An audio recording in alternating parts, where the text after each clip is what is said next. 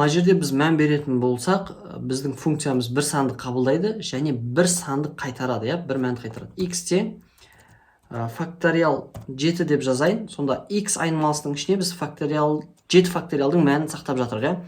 Кейбір есептерде бізде функциямыз бір емес, бірнеше мән қабылдауы мүмкін. Мысалға 2 санмен жұмыс істеуі мүмкін, немесе бір бүтіндей бір спискпен жұмыс істеуі мүмкін, бір текстпен жұмыс істеуі мүмкін. Оның бәрін біз функцияны осылай оформить ету барысында қарастыруымыз керек. Және қайтаратын кезде де ол бір ғана мән емес, бірнеше мән қайтару мүмкін.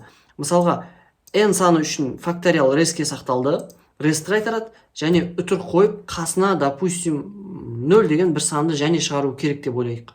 Ондай кезде біз екеуін осындай тік жақша арқылы бір массивке сақтағанымыз дұрыс болады. То есть, return бір массивті қайтаратын болады функциямыз әрдайым. Оның бірінші мәні функцияның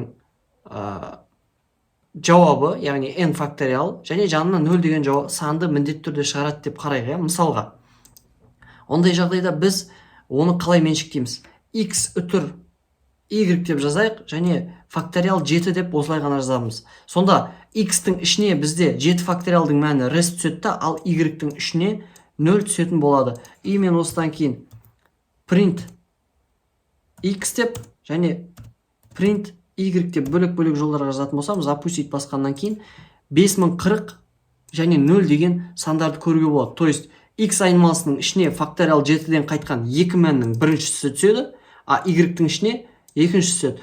Тура осылай 3 сан болатын болса, мысалға 3 айнымалы арқылы функциямызға меншіктейтін боламыз. x, y, z print z деп жазамда, запустить басқан кезде 5040 0 10 дейді. 0 y-қа, 10 z-қа түседі, ал біріншісі x-қа түседі. Мен мына жерде 3 мән қайтаратын болғандықтан 3 айнымалы жазуыма тура келді.